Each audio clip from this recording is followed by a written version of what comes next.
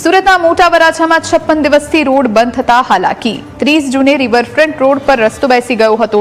400 metre road પર 6 થી 7 ભૂવા પડતા રસ્તો બેસી ગયો હતો। ઘટનાના 56 દિવસ બાદ પણ રોડ વાહન વ્યવહાર માટે બંધ છે। રસ્તો બંધ હોવાથી લોકો રોંગ સાઈડમાં આવવા મજબૂર બન્યા। રસ્તો બંધ હોવાથી ટ્રાફિક જામની સ્થિતિ, રોંગ સાઈડના વાહન ચાલકોને કારણે અકસ્માતનો ભય વધ્યો છે। ડ્રેનેજના કામમાં કોન્ટ્રાક્ટરની બેદરકારીના આક્ષેપ લાગ્યા। તંત્રએ ઇરિગેશન વિભાગ પર દોષનો ટોપલો ઢોળ્યો। પાલિકા અને ઇરિગેશન વિભાગ વચ્ચે સંકલનનો અભાવ।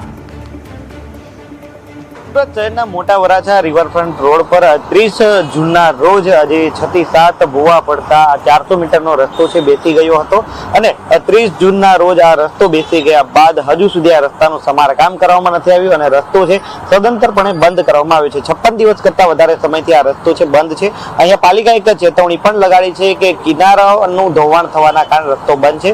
રસ્તો ભયજનક છે, જાનમાલની હાનિ નહીં થાય તે હેતુથી કોઈ પણ રાહદારીએ આ રસ્તા પરથી પસાર થવું નહીં। મહત્વની વાત છે કે ડ્રેનેજની કામગીરીમાં આ રસ્તો બેસી ગયો હતો અને હવે આજ જે દોષનો ટોપલો છે પાલિકા સિંચાઈ વિભાગ પર આજે થોપી રહી હોય તેવું સ્પષ્ટપણે લાગી રહ્યું છે ને 56 દિવસથી આ રસ્તો બંધ છે છતાં કોઈ પણ પ્રકારની નક્કર કાર્યવાહી છે કરવામાં નથી આવી। આ રસ્તો બંધ હોવાને લઈને લોકોને પણ હાલાકીનો સામનો છે કરવો પડી રહ્યો છે। હજુ હું દ્રશ્ય બતાવીશ કે રસ્તો બંધ હોવાના લઈ લોકો છે રોંગ સાઈડ વાહન ચલાવવા માટે મજબૂર બની રહ્યા છે। સામે હું દ્રશ્ય બતાવવાનો પ્રયાસ કરીશ કે જે વાહન ચાલકો છે એ જે કહી શકાય કે રસ્તો બંધ હોવાના કારણે રોંગ સાઈડમાં જવા માટે મજબૂર બની રહ્યા છે। એટલે કે સામેની સાઈડનો એક રસ્તો જે હતો તેનો ઉપયોગ હવે 2 વે તરીકે કરવામાં આવી રહ્યો છે। મહત્વની વાત છે કે ઘણી વખત જે આગળ જે ટર્ન છે ત્યાં વળાંકમાં વાહનોના અકસ્માતની ઘટનાઓ પણ છે સામે આવી છે। પરંતુ સવાલ એ થઈ રહ્યો છે કે પાલિકા જે 56 દિવસ છતાં આ રસ્તાનું સમારકામ કેમ નથી કરતી? જો કે ઇરિગેશન વિભાગ પર આ દોષનો ટોપલો ઢોળવામાં આવી રહ્યો છે।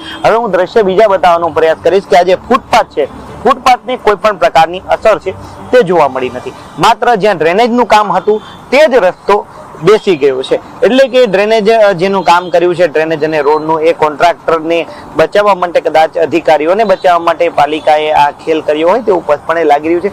પરંતુ પાલિકાના અધિકારી અને કોન્ટ્રાક્ટરની બેદરકારી છે તેને ઇરિગેશન વિભાગ પર થોપવાનો હાલ પ્રયાસ કરી રહ્યું છે। જો કે છેલ્લા 2 વર્ષથી આ જ પ્રકારની કામગીરી સુરતમાં ચાલી રહી છે। ગત વર્ષે પણ આ જ પ્રકારે ઇરિગેશન વિભાગ સાથે સંકલન કરવાની વાત હતી, પરંતુ છેલ્લા 1-1.5 વર્ષથી કોઈ પણ પ્રકારનું સંકલન છે પાલિકા ઇરિગેશન વિભાગ સાથે કરતી નથી અને જ્યારે આ રસ્તો તૂટે છે ત્યારે ઇરિગેશનના નામે પાલિકા પોતાના અધિકારી અને કોન્ટ્રાક્ટરોને બચાવવાના પ્રયાસ કરતો હોય તે ઉપસ્થ લાગી રહ્યું છે। કારણ કે ફરી એક વખત હું દ્રશ્ય બતાવીશ કે જે જગ્યા પર ડ્રેનેજની કામગીરી થઈ છે એ જ જગ્યાનો રસ્તો બેસી ગયો છે। નથી ફૂટપાથ બેસી કે નથી અન્ય જૂની જે સ્ટ્રોમ લાઈન હતી તેની જગ્યા બેસી। એટલે સ્પષ્ટપણે કે ડ્રેનેજનું અને રોડનું કામ કરનારા કોન્ટ્રાક્ટરને બચાવવા સમગ્ર દોષનો ટોપલો છે ઇરિગેશન વિભાગ પર થોપવામાં આવી રહ્યો છે અને તેના જ કારણે મોટા વરાછાના લોકો છેલ્લા 56 દિવસથી એટલે કે 2 મહિના જેટલા સમયથી મુશ્કેલીમાં મુકાઈ રહ્યા છે।